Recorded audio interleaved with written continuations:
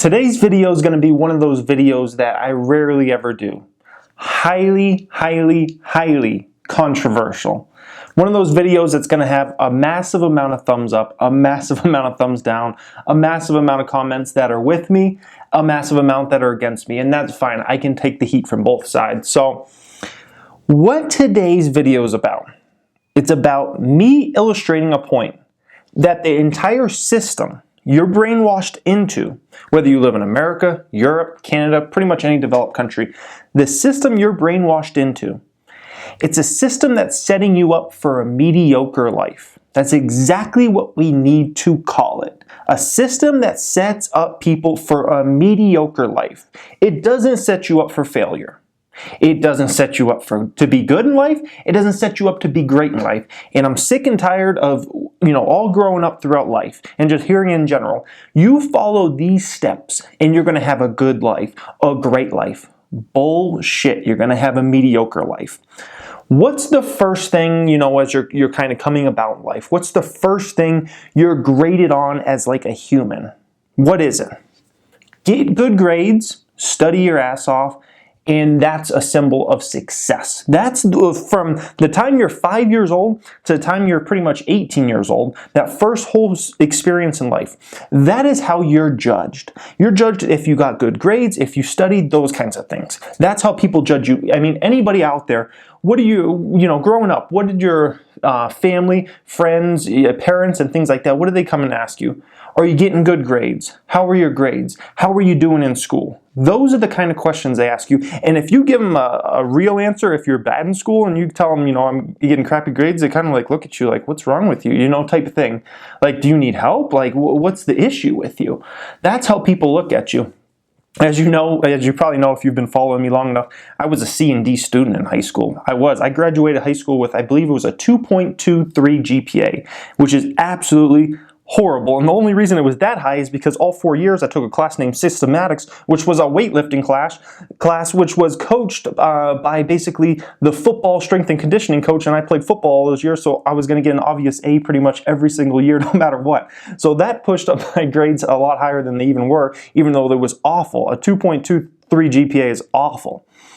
What did I spend my time doing? What was I spending all my time instead of studying about the Cuban Missile Crisis, or studying about who was the 23rd President of the United States, or studying about what was going on in 1853? What was I spending my time on? I was playing video games and I was playing sports. That's pretty much what I was doing.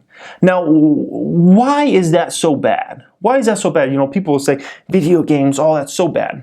What did I learn from playing video games?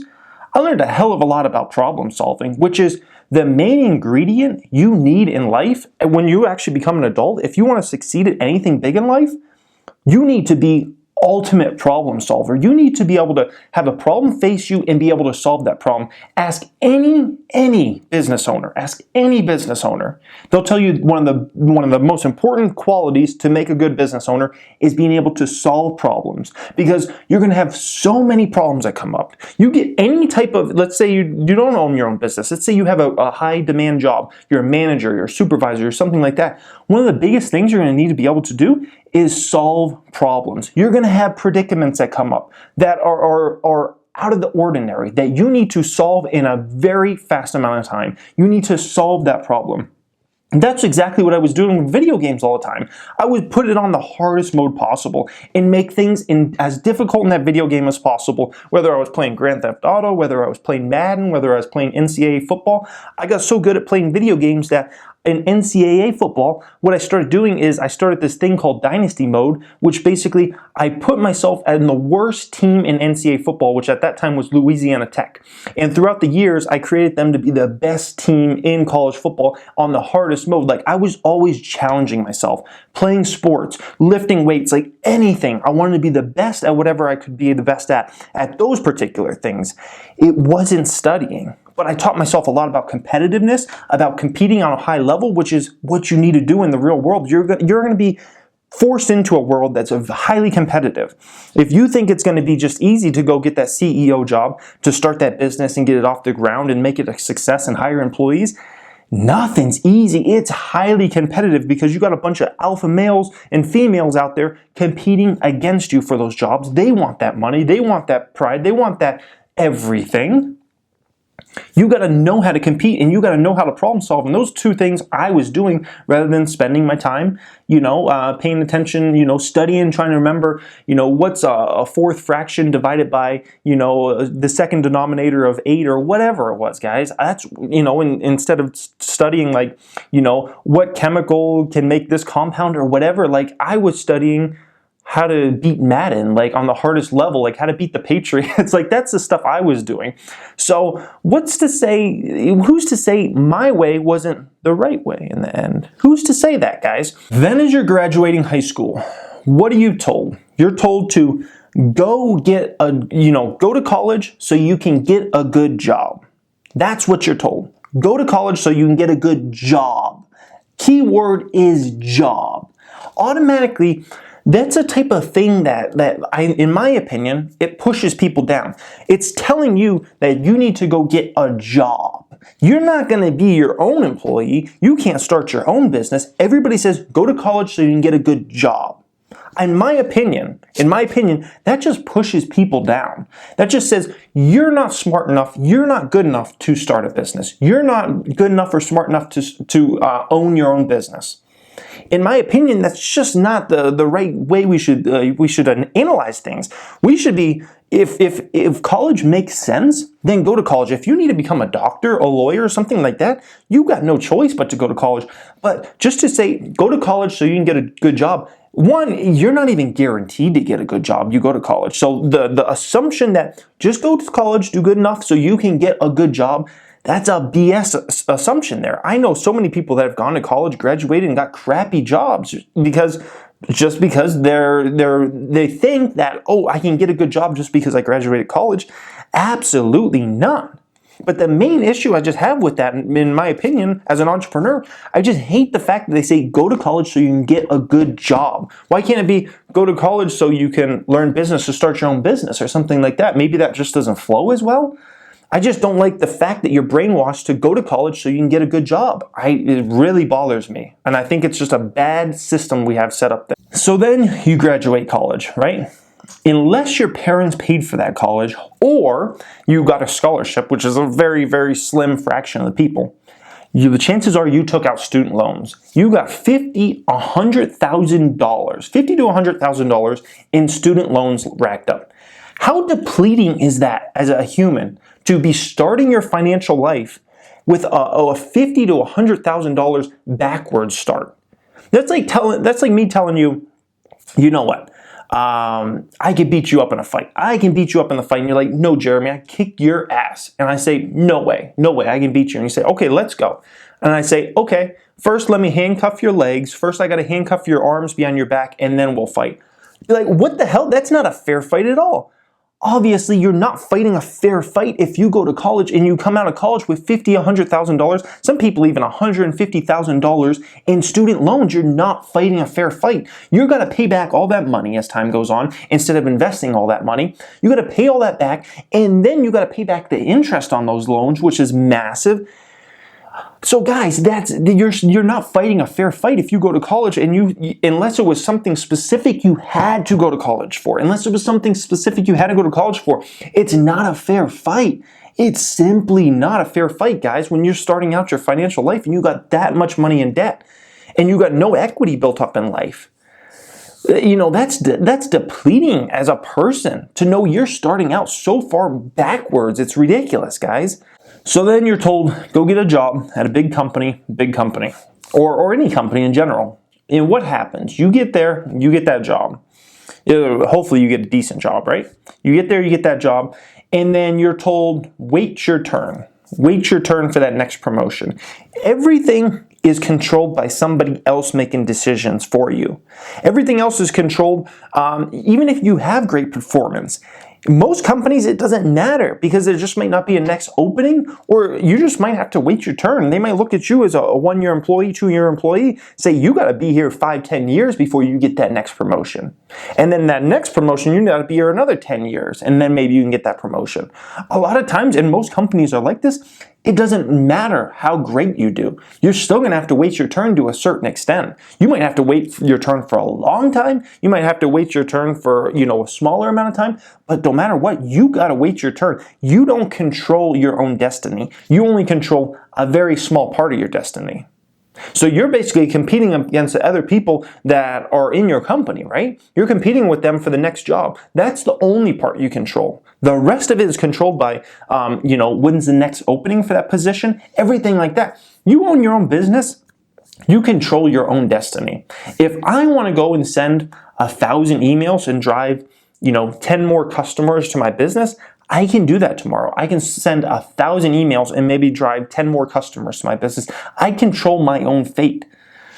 I can control how much money comes to my business. I can control those kinds of things, guys. I can, try to upsell this product and be as good a salesman as I can. When you're in a corporation, when you're working for a company, you're told wait your turn. Then the next step is buy a house. Buy a house. That's the first main financial thing everybody tells a person, right? Go buy a house. You got a job now, go buy a house. Why does it have to be buy a house? Is that really the best thing you can do with your money?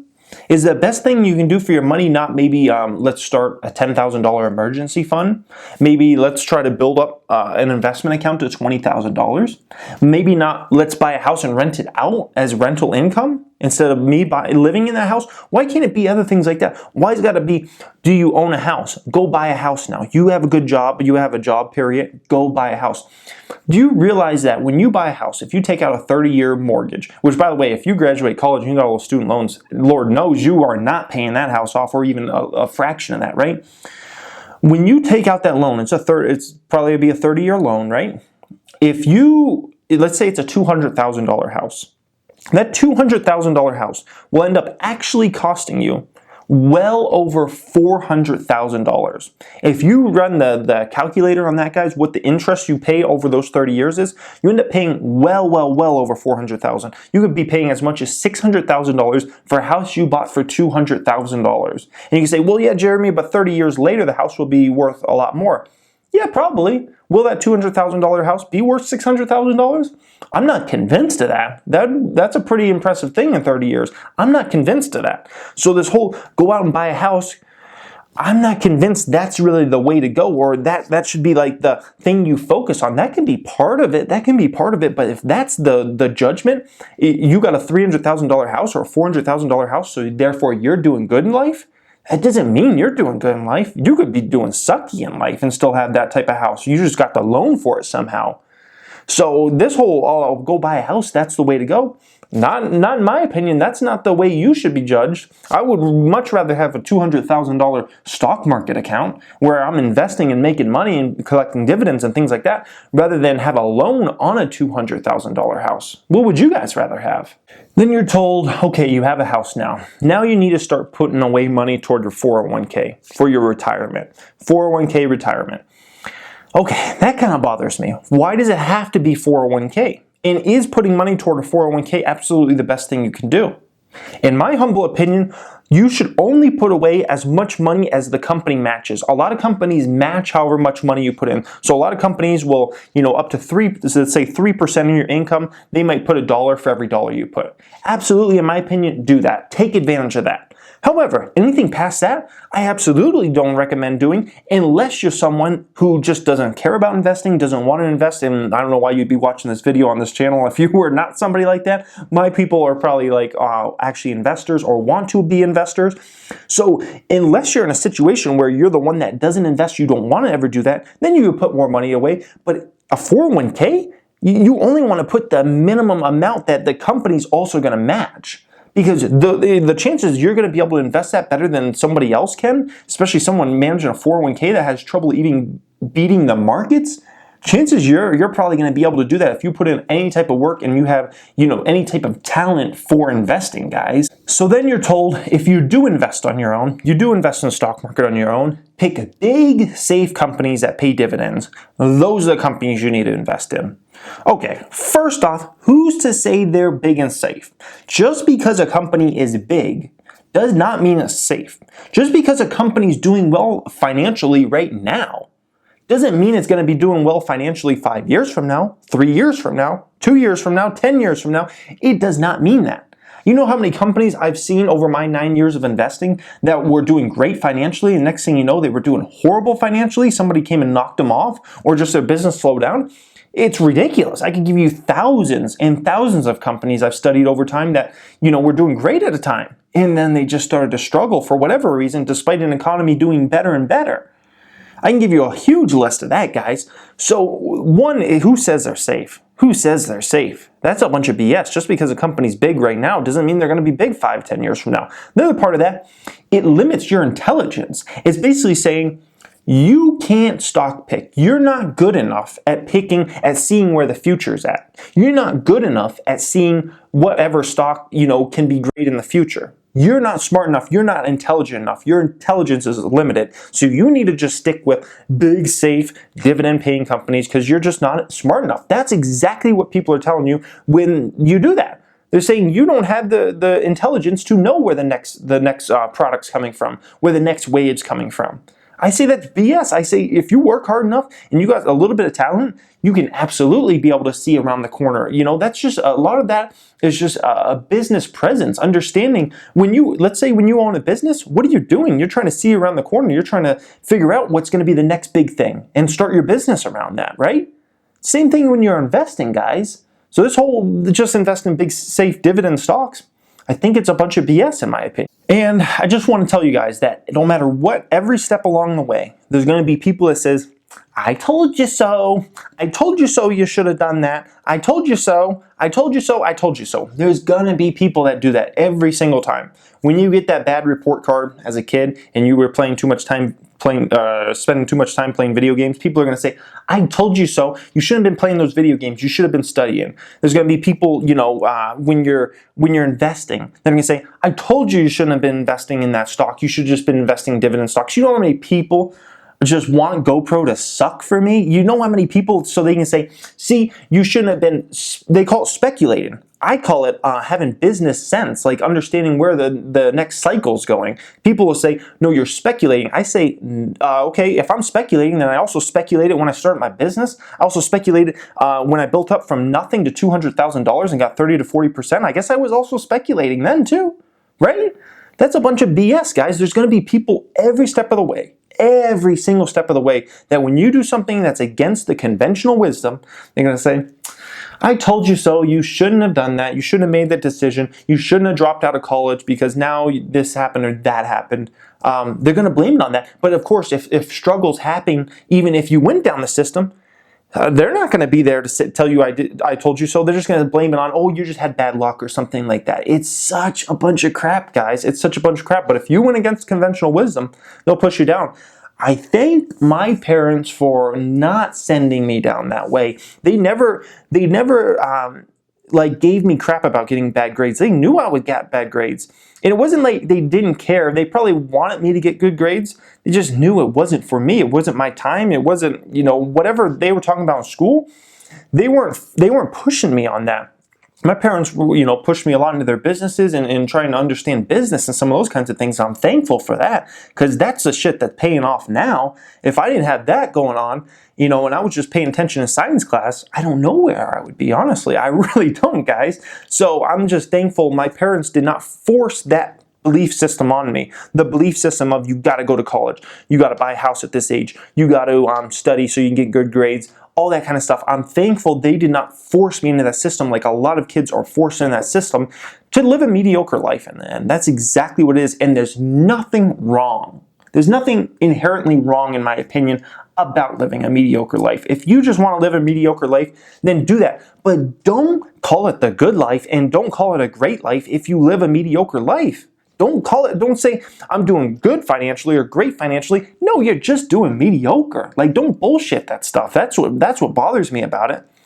So that's my opinion on this, guys, and I would love to know your opinion on it. Do you think we're just brainwashed into a system that basically is to create a mediocre person? Because in my opinion, this system does not create enough great people. I think if we change the system a little bit here and there, we could create a lot more great people, which great people are the ones that create a lot more for everybody that everybody benefits from. Everybody will benefit from the things great people create. So let me know in that comment section what you guys think. I would love to know what your opinion is on this. I expect there to be, a lot of people against what I'm saying here, a lot of people with it. I'm just, I'm ready to take the heat no matter what. I always take the heat anyways, guys. So thank you for watching, and you know what? Have a great day.